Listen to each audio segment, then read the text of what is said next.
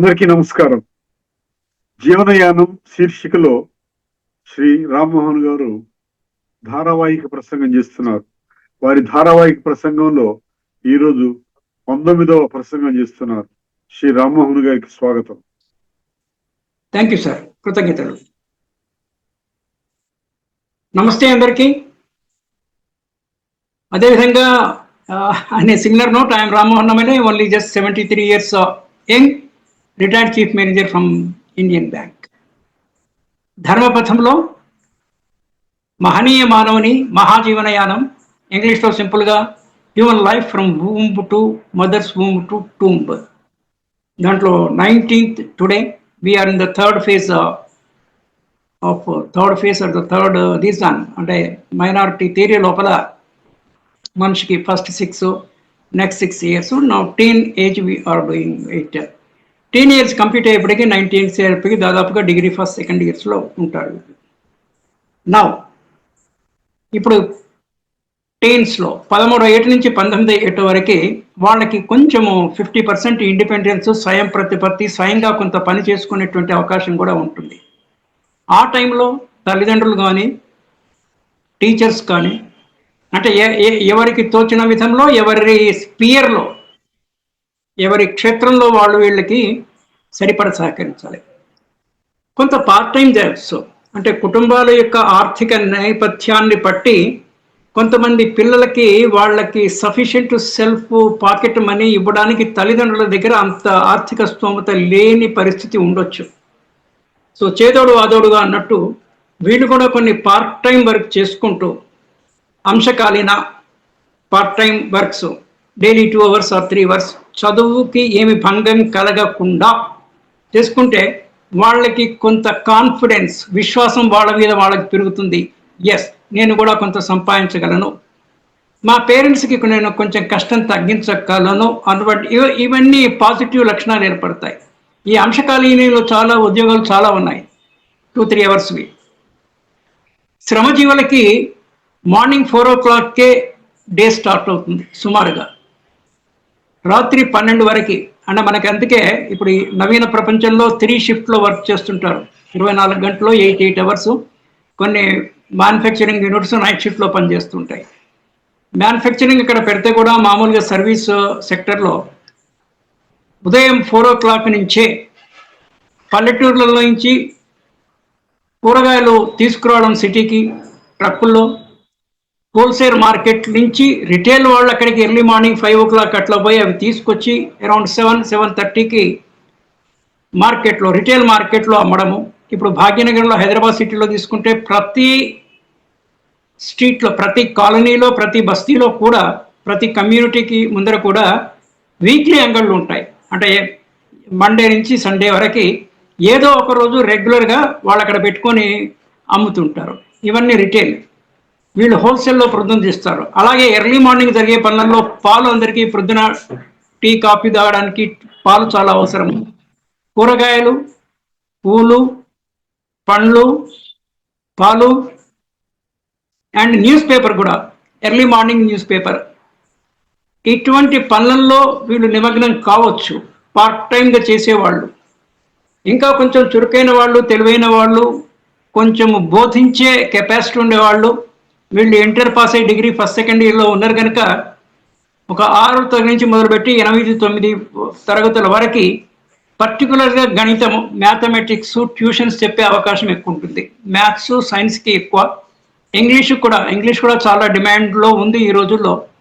కానీ చెప్పే వాళ్ళకి ఇంగ్లీష్ మీద పట్టు ఉండాలి, అది తక్కువ ఉంది.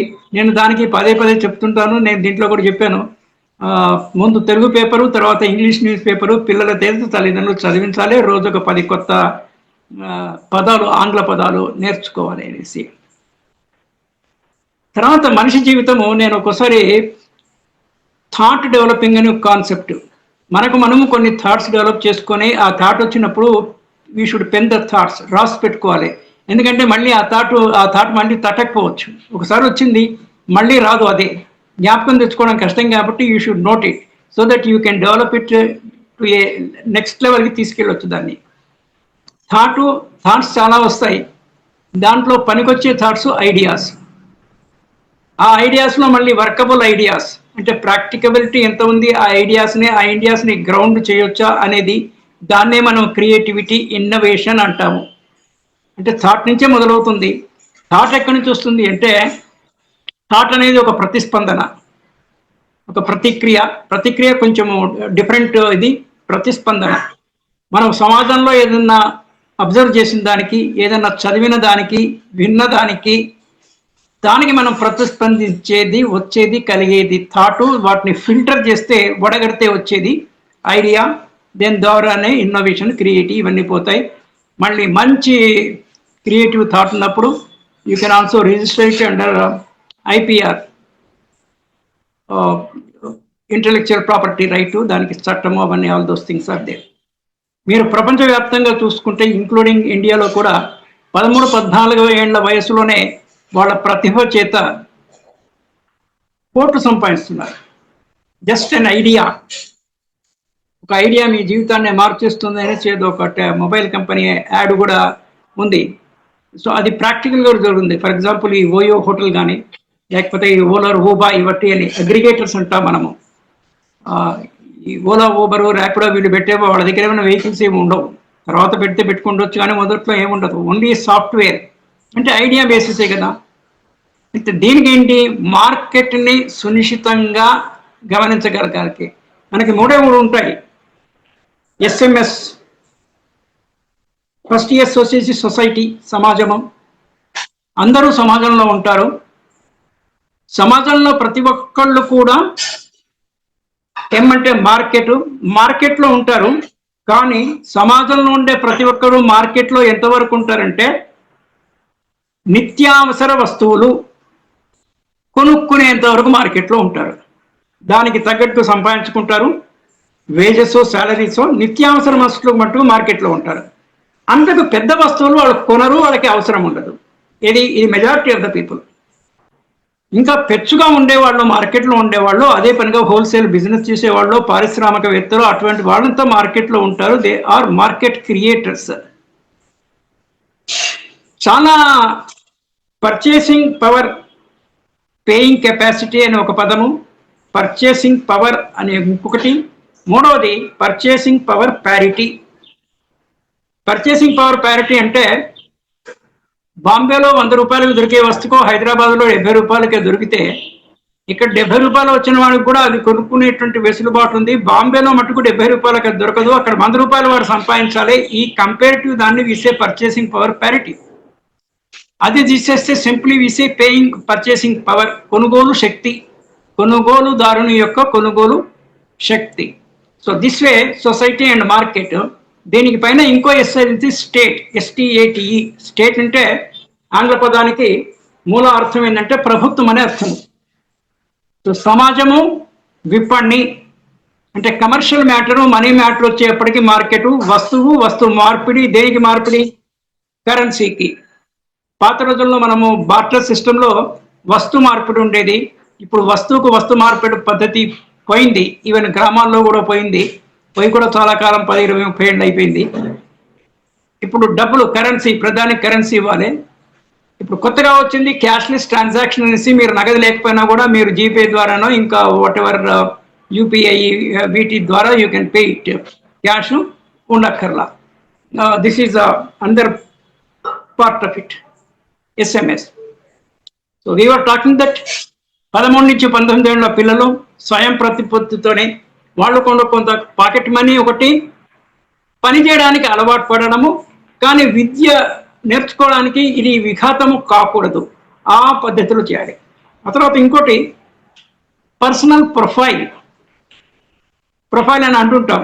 అంటే మన గురించి పూర్తి వివరాలు మన ఎవరికైనా చెప్పదలుచుకోవడానికి, ఒక్కొక్కసారి మనం ఏదన్నా అడ్మిషన్కి కానీ ఇతరత్ర దేనికైనా కూడా దరఖాస్తు అప్లికేషన్ నింపడానికి వాళ్ళు డీటెయిల్స్ అడుగుతుంటారు. మన దగ్గర అక్కడికి పోయిన తర్వాత తటాలన మన దగ్గర ఆ కొన్ని డీటెయిల్స్ ఉండవు. We may forget, we may not have it. అందుకని ఇక్కడ నేను మీతో షేర్ చేసే విషయం ఏంటంటే, అందరూ కూడా ఒక పర్సనల్ ప్రొఫైల్ అనేది వాళ్ళు తయారు చేసుకునేసి, అది రెడీగా ఒక ఫోటో కాపీ పేపర్ది, ఒక డిజిటల్ ఫార్మేట్ ఎప్పుడు ఉండాలి. మనకి ఎప్పుడు ఎక్కడ ఏ దరఖాస్తు చేయాల్సిన అవసరం వచ్చినా కూడా ఈ పర్సనల్ ప్రొఫైల్ నుంచి డీటెయిల్స్ తీసి దాంట్లో ఫిలప్ చేయొచ్చు.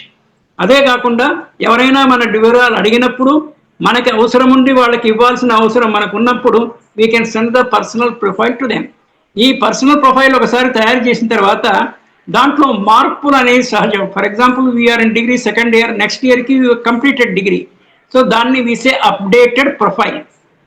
ఎప్పుడెప్పుడైతే మార్పులు జరుగుతాయో అంశాల వారీగా పర్సనల్ ప్రొఫైల్లో 20-30 అంశాలు ఉంటే ఆ అంశాలు మారినప్పుడు we have to change it. It's a important thing. అంటే మనకి టైం కలిసి రావడానికి, టైం వేస్ట్ కాకుండా ఉండడానికి we should develop our prepare a personal profile and keep with us in both formats, in a paper form as well as a digital form. ఆ తర్వాత మనకి ఉన్నటువంటి సర్టిఫికేట్ అకాడమిక్ కానీ నాన్ అకాడమిక్ కానీ దాన్ని ఒక డిజిటల్ సెట్టు, ఒక paper set మన ఫైల్లో ఉండాలి. మనం బయటికి వెళ్తున్నప్పుడు we should always make it a point to have a folder or a file reasonably little thick size where we keep all these things. ఎప్పుడు ఏది అవసరం వచ్చినా కూడా we will be in a position to give. Originals ఎప్పుడు carry చేయకూడదు, అంటే ఈ verification టైంలో తప్ప. ఒరిజినల్ సర్టిఫికేట్ అనేప్పుడు డిజి లాకర్ అనేటువంటి ఒక కాన్సెప్ట్ ఉంది. కుర్రవాళ్ళకందరికీ ఆ విషయం తెలుసు. డిజి లాకర్లో we can put all our documents, virtual documents. Real documents we can put a bank locker. అందరికీ బ్యాంక్ అకౌంట్స్ ఉండాలనే విషయం కూడా మనం మాట్లాడినాము. మన పేరెంట్స్కి లాకర్ ఉండాలి. లాకర్కి ఏదో నామినల్ రెంట్, నామినల్ అంటే రీజనబుల్ రెంట్ 2-3 వేల రూపాయలు ఉంటుంది for year. Small locker, medium size, bigger size అని ఉంటుంది. సో మనకు ఉండేటువంటి విలువైన డాక్యుమెంట్స్ కానీ గోల్డ్ ఆర్నమెంట్స్ కానీ లాకర్లో పెట్టుకోవచ్చు. డిజి లాకర్లో virtual documents we can keep in the DigiLocker and whatever this is another thing. And now ఈ ఏజ్ గ్రూప్లో టువర్డ్స్ పైకి వెళ్ళిన కొద్దీ, అంటే 17, 18, 19 ఇయర్స్ వచ్చిన దగ్గరికి మెచ్యూరిటీ లెవెల్స్ పెంచుకోవాలి. ఎవరికి వాళ్ళు కష్టపడి మెచ్యూరిటీ లెవెల్ పెంచుకోవాలి. తల్లిదండ్రులు కూడా దానికి సహకరించాలి. తల్లిదండ్రులు డైలీ పిల్లలతోటి కనీసం 2 times they should spend some half an hour time, 1 hour time. మదర్కి ఎక్కువ అవకాశం ఉంటుంది. ఫాదర్ పైన జాబ్కో బిజినెస్కో వెళ్ళి వస్తాడు, అతనికి ఎక్కువ టైం కొంచెం తక్కువ ఉండొచ్చు. సండేస్ రోజు they can utilise for family meets. On a daily basis also what they should do is that morning హడావుడి ఉంటుంది అయినా కూడా బ్రేక్ఫాస్ట్ మీటింగ్ వీలైతే బ్రేక్ఫాస్ట్ మీటింగ్లో ఒక 15-20 minutes కలిసి మాట్లాడాలా. భోజనం బ్రేక్ఫాస్ట్ చేస్తున్నప్పుడు మధ్యాహ్నం ఎట్లాగో స్కూల్ వాళ్ళు స్కూల్కు, కాలేజు, వర్క్కి ఉండేవాళ్ళు వర్క్ వెళ్తారు కాబట్టి మధ్యాహ్నం కలిసే టైం ఉండదు. బట్ డిన్నర్ మీటింగ్ పెట్టుకోవచ్చు. డిన్నర్ చేస్తున్నప్పుడు, డిన్నర్ మీటింగ్ అంటే భోజనము చేస్తున్నప్పుడు మంచి చెడ్డ అది ఇది విషయం ఏదైనా చేయొచ్చు, కానీ అక్కడ ఒక శ్రద్ధ తీసుకోవాలి.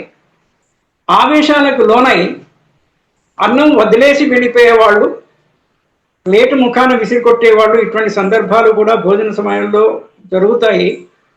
దీని మీద శ్రద్ధ వహించుకుంటూ, అంటే సెల్ఫ్ కంట్రోల్ అంటే విషయాన్ని మట్టికే గ్రహించాలి.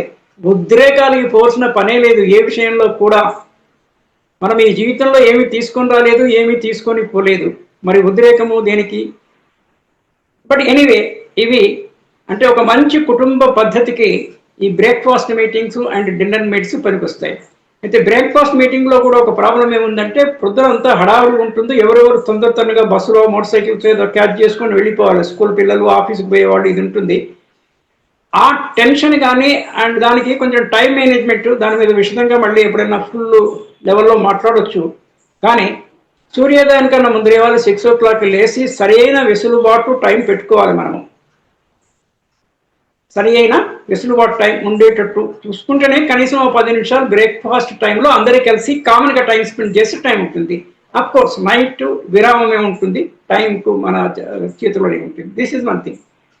ఆ తర్వాత లైఫ్ను మనకి భావ సంపద ఉండాలి.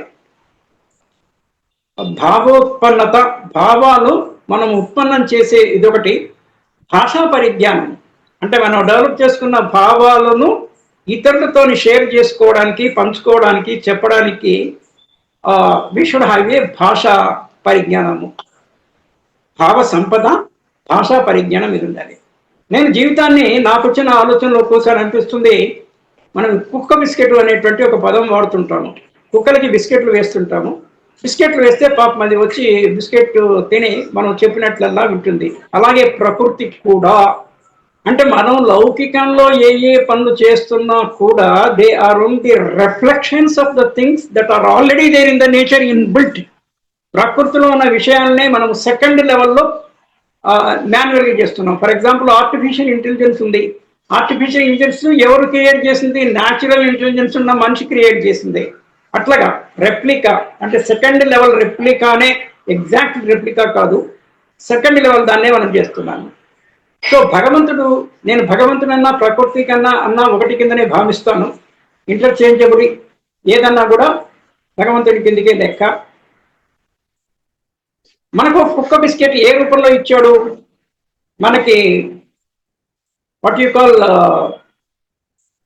బుద్ధి, మనస్సు, ఇంద్రియాలు, జ్ఞానేంద్రియాలు. జ్ఞానేంద్రియాలకి కావలసినటువంటి వస్తువులు ప్రపంచం పెట్టాడు. కర్మేంద్రియాలు ఇచ్చేసి అవి పోయి ఆ వస్తువుల్ని జ్ఞానేంద్రియాలకు తీసుకొచ్చి సమర్పించే విషయం, ఇదంతా కుక్క బిస్కెట్ కింద నేను ట్రీట్ చేస్తున్నాను. అంటే ఎవరెవరు వాళ్ళ పద్ధతి ప్రకారంగా వాళ్ళు కల్పన చేసుకొని ఊహించుకునేసి they can adopt their own method of thinking. But ultimately we should understand the essence. So బయట మనం కుక్క బిస్కెట్ వేస్తున్నాము, భగవంతుడు ప్రకృతి మనకు కుక్క బిస్కెట్ వేసింది. This is one thing. Coming back, ఇక్కడ ప్రొఫైల్ అన్న విషయం అన్నాము. ఆ తర్వాత కొన్ని సర్టిఫికెట్స్ ఉంటాయి. ఒక 3 సర్టిఫికెట్స్ చాలా చాలా ఇంపార్టెంట్. ఒకటి బర్త్ సర్టిఫికెట్, మనకి ఎక్కడైనా అడ్మిషన్లకి దానికి కానీ ఉద్యోగాలకి కానీ ఏజ్ నిర్ధారణ కోసము బర్త్ సర్టిఫికెట్. డెలివరీ ఎక్కడ హాస్పిటల్లో అయినా కూడా ఉన్న చట్టాలు నియమాల ప్రకారంగా హాస్పిటల్ వాళ్ళు లోకల్ మున్సిపల్ ఆఫీస్కి ఆ బర్త్ అయిన డీటెయిల్స్ అన్ని వాళ్ళకి పంపిస్తారు. హాస్పిటల్ వాళ్ళు కూడా బర్త్ సర్టిఫికెట్ ఇస్తారు.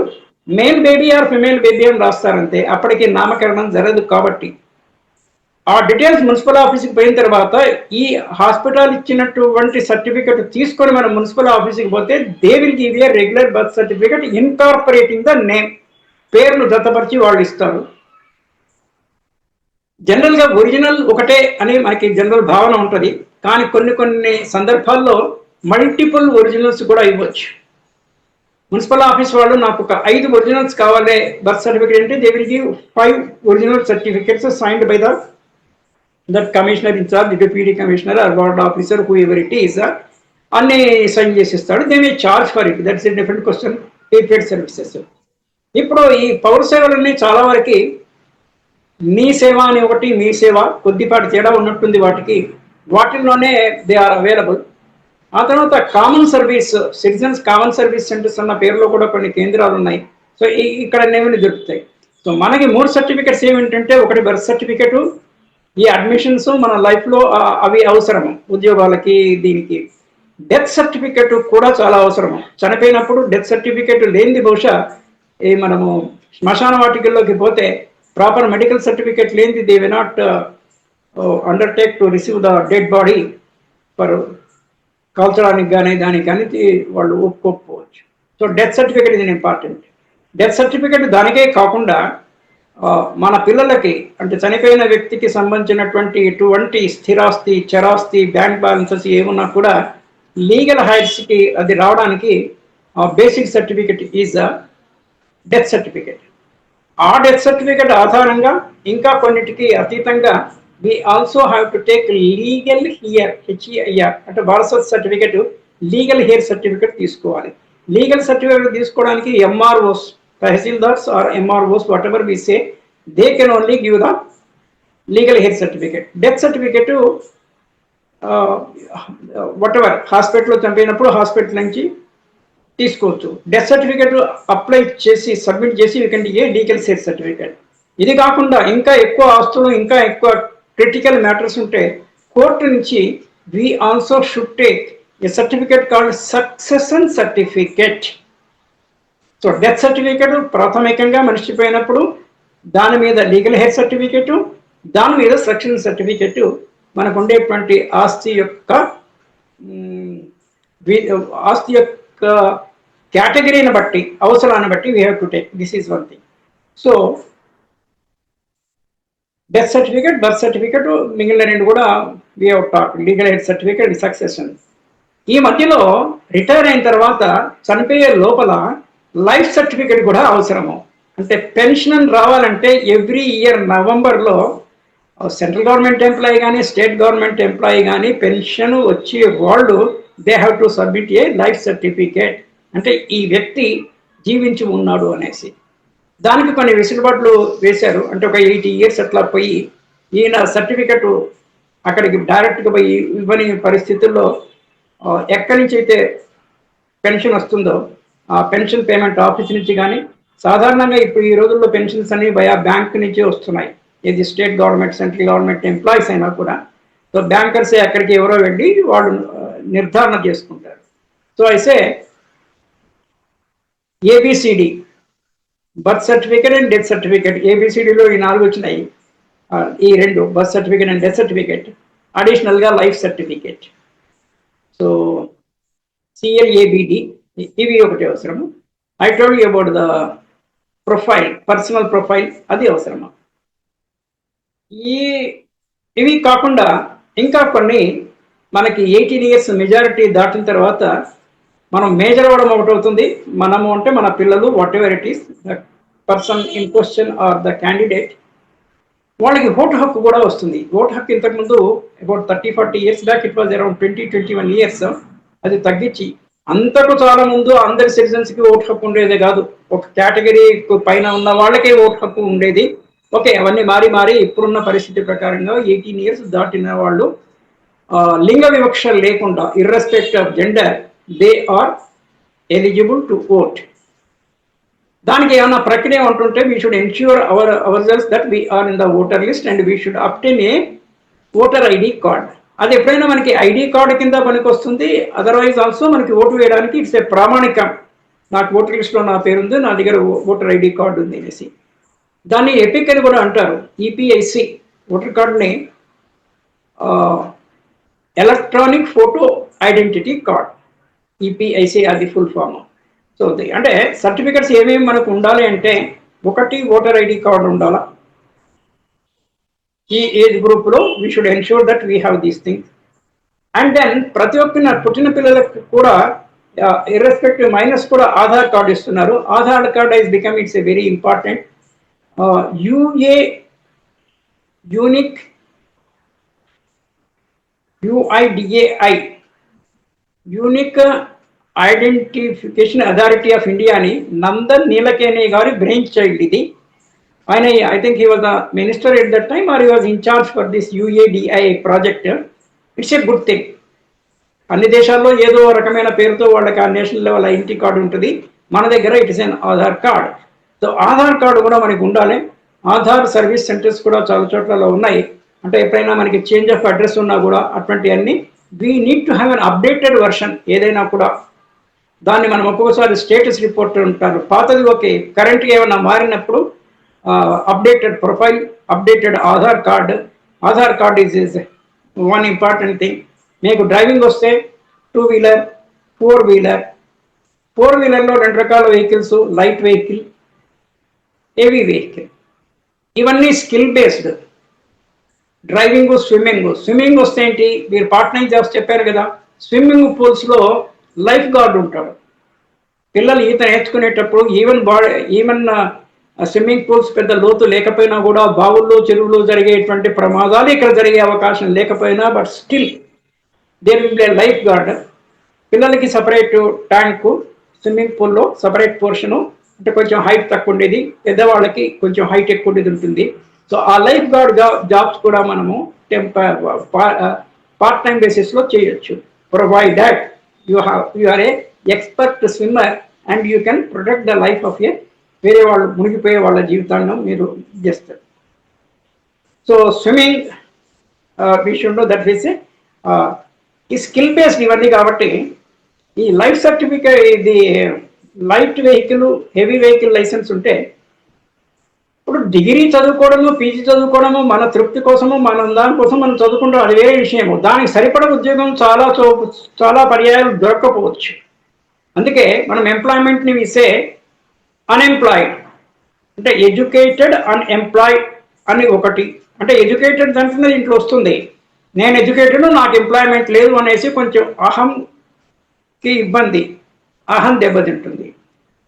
చదువు లేని వాడు ఎట్లాగో సరిపెట్టుకుంటాడు, నాకు చదువు లేదు కాబట్టి నేను కాయ కష్టం మీద కాయ కష్టము అంటే ఫిజికల్ వర్క్ చేసి సంపాదించుకుంటాడు, ఉన్న దగ్గరికి హీ విల్ బి హ్యాపీ. అరకొర చదువులు, అరకొర అనే పదం మనం తెలుగులో వాడుతుంటాము. హాఫ్ బేక్డ్ కేక్, అరకొర చదువుకున్న వాళ్ళకి అరకొర ఉద్యోగాలు దొరుకుతాయి. కొన్ని స్కిల్ బేస్డ్, దానికి పెద్ద మీకు అకాడమిక్ నాలెడ్జ్, అకాడమిక్ ఇంటెలిజెన్స్ అక్కర్లేదు. వాటిల్లో ఈ light motor vehicle, heavy motor vehicle ఇవి చేసుకుంటే, పర్టికులర్లీ లైట్ మోటార్ వెహికల్లో మీరు సెల్ఫ్ ఎంప్లాయ్మెంట్ మీద బ్యాంకులో నుంచి కారు కొట్టి కొనుక్కునేసి మీరు ఊబర్, ఓలా, ర్యాపిడో వాటిల్లో you can put the vehicle. అది కూడా మీకు రెగ్యులర్ ఎంప్లాయ్మెంట్ మీకు సరిపడ దొరికేంత వరకు you can carry on with this small jobs, petty jobs అంటాము.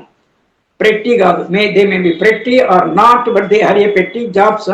ఏదో కాలం గడవాలి కదా, మనకి ఇబ్బంది లేకుండా కాలం గడవాలి మనిషికి. అన్ని మొత్తం లైఫ్ లాంగ్ కూడా అతి కష్టాలు లేకుండా, చిన్న చిన్న కష్టాలు వస్తుంటాయి పోతుంటాయి వేరు. సో అన్ఎంప్లాయిడ్ యూత్ ఒక కాన్సెప్ట్. అండర్ ఎంప్లాయ్మెంట్, ఉద్యోగం ఉంది కానీ నా అర్హతకి నా చదువుకు సరిపడ్డ లేదు. నాకు 20,000 జీతం రావాలి నేను నా చదువుకునేకి, కానీ నాకు 10,000కే నేను సరిపెట్టుకుంటున్నాను. What we say is underemployment. సరిపడ వచ్చినప్పుడు వి సే గెయిన్ఫుల్ ఎంప్లాయ్మెంట్. ఎంప్లాయ్మెంట్లో ఇవి these are the divisions. So gainful employment అంటే నేను నా కుటుంబానికి పోషించుకోగలము. కుటుంబం అంటే ఎవరు కుటుంబము అనే పాయింట్ కూడా వస్తే చాలా వరకు కోర్ అంటాం మనము. కోర్ అనేది ఒక పదము, పెరిఫరల్ అనేది ఒక పదము. కోర్ అంటే మూలము, పెరిఫరల్ అంటే పక్కది కూడా అంది కలుపుకుంటే పెరిఫరల్. కోర్ ఫ్యామిలీలో according to my understanding it is only wife, family and their children. 1 child or 2 child. ఈ మధ్యలో 2 child కూడా ఎవరు పోవట్లేదు. 3 childదే మనకి. ఒకప్పుడు 2 లేక 3 పిల్లలు అనేసి ఇందిరాగాంధీ టైంలో స్లోగన్ ఉండేది. ఇప్పుడు 2 లేక 3 పోయింది, 2 కూడా పోయింది. నౌ ద కరెంట్ జనరేషన్ ఎలా వచ్చిందంటే 1 or none. ఒకళ్ళు ఉంటే ఓకే చాలు, లేకపోయినా నథింగ్ టు వరీ అనేది వచ్చింది. ఇంకా ఒక స్టెప్ పోయి generation G, generation Z, generation ఏదో డిఫరెంట్ నేమ్స్, ఆల్ఫా జనరేషన్, ఇవన్నీ కొత్త కొత్త పేర్లు వచ్చి అబ్బా బాబా నక్కో షాదీ నక్కో, పెండి వద్దు అనే పరిస్థితికి వచ్చారు. రీజన్స్ ఏమైనా ఉండొచ్చు. రీజన్స్ ఏంటంటే ఇప్పుడు మహిళా సాధికారత పెరిగడం చేత విమెన్స్ థింకింగ్ ఏముందంటే, నేను చదువుకునేసి నా సంపాదన నాకున్నప్పుడు why I should be subdue to a male husband అనేది వాళ్ళ ఇది ఉంది. మగవాళ్ళకు కూడా ఏముందంటే కొంచెం విశ్వాసం తగ్గి, నాకొచ్చే ఇన్కము నేను సంసారాన్ని నిర్వహించగలేటువంటి శక్తి సామర్థ్యాలు నాకున్నాయా లేవా అనేటువంటి సెల్ఫ్ డౌట్ ఉండరాదు, కానీ అది కూడా వచ్చి చాలామందికి వివాహానికి విముఖత చూపడము, వివాహం యొక్క ఏజ్ ఎప్పటికప్పుడు ప్రొలాంగ్ అయిపోవడం జరుగుతూ ఉంది. So we will stop here for today and continue tomorrow. Yes, thank you, నమస్తే. Done sir. జీవనయానం శీర్షికలో ధారావాహిక ప్రసంగం చేసిన శ్రీ రామ్మోహన్ గారికి ధన్యవాదాలు.